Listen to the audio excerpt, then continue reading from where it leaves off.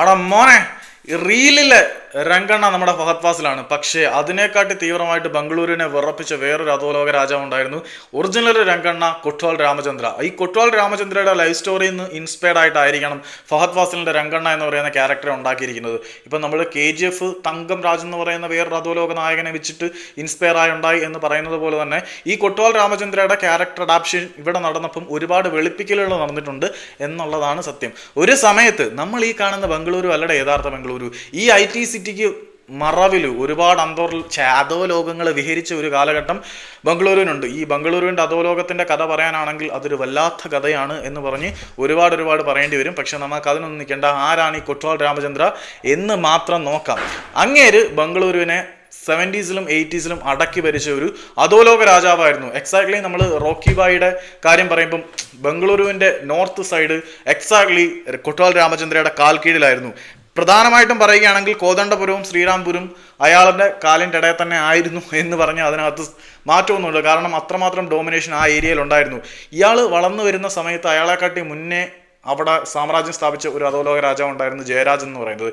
ഈ ജയരാജൻ ജയിലിലായ സാഹചര്യത്തിൽ ചിന്ന പയ്യ ജയരാജൻ്റെയൊക്കെ സ്കോഡിലുണ്ടായിരുന്ന ഒരു ചിന്ന പ്രസംഗയായിരുന്നു നമ്മുടെ ഈ കൊട്വാൾ രാമചന്ദ്ര. ഈ കൊട്വാൾ രാമചന്ദ്ര ജയരാജൻ ജയിലിൽ നിന്ന് ഇറങ്ങുന്ന സമയം ആകുമ്പോഴേക്കും ബംഗളൂരുവിൻ്റെ നോർത്ത് സൈഡ് മുഴുവൻ തൻ്റെ കാൽ കീഴിലാക്കി വെച്ച് അറമാദിക്കുന്ന അധോലോക രാജാവായി മാറി. അവസാനം നമ്മുടെ ഫഹദ് ഫാസിലിനെ കൊല്ലാൻ 4 പേരെ വിട്ടതുപോലെ തന്നെ ഈ ജയരാജൻ 4 പയ്യന്മാരെ വിട്ടിട്ട് ഒരു ഫാം ഹൗസിലിട്ട് വെട്ടി പിരുത്ത് കളയുകയായിരുന്നു നമ്മളുടെ ഈ കൊട്വാൾ രാമചന്ദ്രൻ. കൊട്വാൾ രാമചന്ദ്രയുടെ ഒരു ലൈഫ് സ്റ്റോറി പറയാൻ നിന്നാൽ നമുക്ക് കുറച്ച് എലാബറേറ്റ് ആയിട്ട് പറയേണ്ടി വരും. കർണാടകയിലെ ഷിമോഗ ജില്ലയിലായിരുന്നു കൊട്വാൾ രാമചന്ദ്ര ജനിക്കുന്നത്. അദ്ദേഹത്തിൻ്റെ കരിയർ ആരംഭിക്കുന്നത് ഒരു ഡ്രൈവറൊക്കെ ആയിട്ടായിരുന്നു. പിന്നീടാണ് അദ്ദേഹം ഈ അധോലോക സംഭവത്തിലേക്ക് വരുന്നത്. രംഗണ്ണനെ പോലെ തന്നെ ആളിൻ്റെ പ്രധാനപ്പെട്ട പരിപാടി എന്ന് പറഞ്ഞാൽ കയ്യിലൊരു ചെറിയ കത്തി പോലൊരു സാമാനവും പിന്നെ ഒരു അരിവാളും വെച്ചിട്ട് അത് വെച്ചിട്ടായിരുന്നു ആളുകളെ ഫിനിഷ് ചെയ്യുന്നത്. പിന്നെ ഈ സിനിമയിലെ രംഗനെ പോലെ തന്നെ അത്യാവശ്യം സൈക്കോപാത്ത് ക്യാരക്ടറൊക്കെ കാണിച്ച് ആളുകൾക്കിടയിൽ ഭയം, തൻ്റെ ഒരു ബ്രാൻഡ് വാല്യൂ ഉറപ്പിക്കാൻ വേണ്ടിയിട്ടാണ് ആൾ ശ്രമിച്ചുകൊണ്ടിരുന്നത്. കാരണം തനിക്ക് ഒരു ഐഡൻറ്റിറ്റിയും എംപയറും ബിൽഡ് ചെയ്തെടുക്കണം എന്ന് വളരെ വലിയ തീവ്രമായിട്ടുള്ള ഒരു ആഗ്രഹം പുള്ളിക്കുണ്ടായിരുന്നു. കാരണം ഈ ജയരാജൻ അവിടെ അടക്കി ഭരിച്ചിരുന്ന സമയത്ത് ഒരു ചിന്ന പ്രസംഗയായിരുന്ന കൊട്വാൾ രാമചന്ദ്ര അധികം വളർന്നു എന്നത് ആരും അങ്ങോട്ട് പിടിക്കത്തില്ലല്ലോ. പക്ഷേ ഇങ്ങനെ അൺറീസൺ കാരണമൊന്നും ഇല്ലാതെ ഒരുപാട് വയലൻസും കാര്യങ്ങളൊക്കെ ഉണ്ടാക്കി ഒരു പേടി സ്വപ്നം പോലെ ആവാൻ അണ്ണന് കഴിഞ്ഞു. പക്ഷേ ഇത്തരത്തിലുള്ള അർമാദങ്ങൾ തന്നെ ആളിൻ്റെ ജീവിതവും ഇല്ലാതാക്കി എന്ന് പറയുന്നതായിരിക്കും ശരി. കാരണം ഇങ്ങനെ അനാവശ്യമായിട്ട് പ്രശ്നങ്ങളിൽ ഇടപെട്ടത് കൊണ്ട് ഒരുപാട് അനാവശ്യ ശത്രുക്കളെ ബിൽഡ് ചെയ്യാൻ തുടങ്ങി. രാഷ്ട്രീയത്തിൽ കയറി വെറുപ്പിക്കൽ തുടങ്ങിയതോട് കൂടിയിട്ടാണ് അദ്ദേഹത്തിന് ബംഗളൂരിൽ നിൽക്കാൻ പറ്റാത്ത അവസ്ഥ പോലും ഒരു സമയത്ത് ഉണ്ടാവുന്ന സംഭവം ഉണ്ടായിരുന്നു. കർണാടകയിലെ മുഖ്യമന്ത്രിയായിരുന്ന ദേവരാജ് ഉർസിൻ്റെ ഡ്രൈവറായിട്ട് പുള്ളി കരിയർ ആരംഭിക്കുന്നു. ഡ്രൈവറായ അദ്ദേഹം പിന്നീട് അയാളുടെ ബോഡി ഗാർഡായി മാറുന്നു. ആ സമയത്ത് വേറൊരു കർണാടക മിനിസ്റ്ററെ കത്തികാട്ടി ഭീഷണിപ്പെടുത്തുന്നു. കർണാടക മിനിസ്റ്ററുടെ മോളുടെ ബ്യൂട്ടി പാർലർ കയറി പ്രശ്നങ്ങൾ ഉണ്ടാക്കുന്നു. അങ്ങനെ കുറച്ച് പ്രശ്നങ്ങളൊക്കെ ഉണ്ടാക്കി അത്യാവശ്യം ക്രിമിനൽ പൊട്ടൻഷ്യലുള്ള ആളായിട്ട് തന്നെ നമ്മുടെ റിയൽ ലൈഫ് രംഗണ്ണ കൊട്വാൾ രാമചന്ദ്ര വളർന്നു വരുന്ന കാഴ്ചയാണ് നമ്മൾ കണ്ടത്. ഈ ഒരു സമയത്തായിരുന്നു ആ സമയത്ത് അവിടെ അടക്കി ഭരിച്ചുകൊണ്ടിരുന്നത് ജയരാജായിരുന്നു. ജയരാജ് ജയിലിലേക്ക് പോയ സമയത്ത് കൊട്വാൾ രാമചന്ദ്ര ഇവിടെ സ്വന്തമായിട്ടൊരു എംപയർ, ഒരു അധോലോക സാമ്രാജ്യം ഉണ്ടാക്കിയെടുക്കാൻ തുടങ്ങി. ഈ അധോലോക സാമ്രാജ്യം വളരെ ബൃഹത്തായി പോയി. ഒരു ഘട്ടത്തിൽ ബംഗളൂരു രംഗണ്ണയുടെ, അതായത് കൊട്വാൾ രാമചന്ദ്രയുടെ കാൽ കീഴിലാകും എന്ന് ഉറപ്പുള്ള സിറ്റുവേഷനിൽ ജയരാജ് ജയിലിൽ നിന്ന് ഇറങ്ങുന്നു. പല സമയത്തും പല തരത്തിലായിട്ട് ആളുകളെ വെച്ചിട്ട് തീർക്കാൻ നോക്കുന്നുണ്ട്. അവിടെ ഒന്നും നടക്കുന്നില്ല.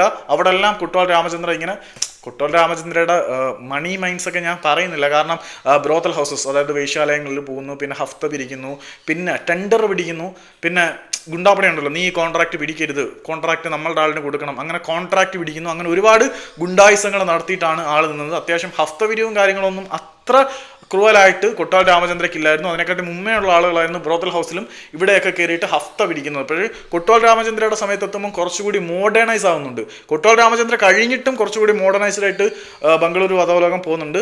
കൊട്വാൾ രാമചന്ദ്രയുടെ സമയത്ത് ടെൻഡറുകളായിരുന്നു പ്രധാനമായിട്ടും അവരുടെ കൈക്കുമ്പിളിൽ. ബ്രോത്തൽ ഹൗസിൽ നിന്നും പിന്നെ ഈ ഹഫ്തയൊക്കെ അതിന് മുമ്പുള്ള 2-3 ആളുകളാണ്. അവരെക്കുറിച്ച് പിന്നെ വേണമെങ്കിൽ പറയാം. അത് കഴിഞ്ഞിട്ടാണ് പുള്ളി പിന്നെ ടെൻഡർ പിടിക്കുക, പിന്നെ പൊളിറ്റീഷ്യൻസിനെ ഭീഷണിപ്പെടുത്തുക, പൊളിറ്റിക്കൽ ഇൻ്റർമീഡിയറ്റ് ആയിട്ട് നിൽക്കുക, അങ്ങനെയൊക്കെയുള്ള ലെവലിൽ വളർന്നു കഴിഞ്ഞു. ആ ഒരു ലെവലിൽ പൊളിറ്റിക്കൽ സപ്പോർട്ടോട് കൂടിയിട്ട് കൊട്വാൾ രാമചന്ദ്ര വളർന്നപ്പോഴാണ് സഹിക്കാൻ പറ്റാതെ ജയരാജ് വന്നിട്ട് ആ ഒരു സാമ്രാജ്യം തിരികെ പിടിക്കാൻ, അതായത് തൻ്റെ ഐഡൻറ്റിറ്റി ആണല്ലോ ഇപ്പം കൊട്വാൾ രാമചന്ദ്ര യൂസ് ചെയ്യുന്നു. അപ്പം ആ ഐഡൻറ്റിറ്റി തിരിച്ചു പിടിക്കാൻ വേണ്ടി ഒരുപാട് ശ്രമങ്ങൾ നടത്തി. അവസാനം ഈ കൊട്വാൾ രാമചന്ദ്ര കൊന്ന ഒരാളുടെ സഹോദരനെയും പിന്നെ കുട്ടോൾ രാമചന്ദ്രയുടെ ഗ്യാങ്ങിലുള്ള ആളുകളെയും ഒക്കെ ആൾ സ്വാധീനിച്ചുകൊണ്ട് ഒറ്റയ്ക്ക് ഒരു ഫാം ഹൗസിലാക്കി 4 പിള്ളേരെ വിട്ട് കഴിഞ്ഞു. അഗ്നി, ശ്രീധർ ബച്ചൻ, പിന്നെ ആളുടെ പേര് വരദരാജ് നായക്. ഇത്രയും 4 പേര് ചേർന്നിട്ടാണ് ഈ കൊട്ടോൾ രാമചന്ദ്രനെ വെട്ടുന്നത്. വെട്ടി പിരുത്ത് പീസാക്കി ഫാം ഹൗസിൽ വെച്ചായിരുന്നു കൊലപാതകം നടന്നത്. അദ്ദേഹത്തിൻ്റെ ഈ സംഭവങ്ങളുണ്ടല്ലോ, ബോഡി പാർട്സ് ഒക്കെ അവർ ബംഗാൾ ഉൾക്കടലിൽ കൊണ്ട് കളഞ്ഞു.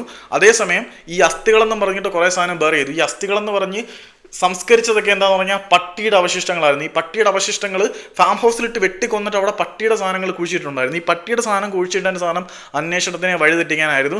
ഇങ്ങനെ പൊളിറ്റിക്കൽ ഇഷ്യൂസിൽ കയറി കാര്യമായിട്ട് ഇടപെട്ട് അവിടുത്തെ രാഷ്ട്രീയക്കാർക്ക് തന്നെ തലവേദന ആയതോടു കൂടിയിട്ട് പൊളിറ്റിക്കൽ സപ്പോർട്ടും ജയരാജന് വന്നു. പിന്നെ അവസാനം ജയരാജിൻ്റെ അഭാവത്തിൽ വളർന്ന കൊട്രാലിനെ അവസാനം ജയരാജ് തന്നെ കൊട്ടോൾ രാമചന്ദ്രയുടെ ആളുകളെ ഉപയോഗിച്ച് തീർത്തു. ഏകദേശം ഒരു സ്റ്റോറി മനസ്സിലായെന്ന് വിശ്വസിക്കുന്നുണ്ട്. ബോറായെന്നാണ് എനിക്ക് തോന്നുന്നത്. എന്നാലും അധികമൊന്നും പറഞ്ഞ് വെറുപ്പിക്കുന്നില്ല. കുറേ ഉണ്ടേ പറയാൻ നിന്നാൽ. ഈ ബംഗളൂരു അധോലോകം, ഈ കർണാടക അധോലോകം ഒന്നും ഒരു തേങ്ങയൊന്നുമല്ല. മുംബൈ അധോലോകത്തിൻ്റെ കഥകളാണ് നമ്മളെങ്ങനെ രോമാഞ്ചം അടുപ്പിച്ച് നമ്മൾ അണ്ടർവേൾഡിൻ്റെ ഫാനായി പോകുന്ന ടൈപ്പ് സാധനങ്ങൾ മുംബൈ അണ്ടർവേൾഡുണ്ട്. ബാംഗ്ലൂർ അധോലോകം വെറും ചാവർ കേസുകൾ.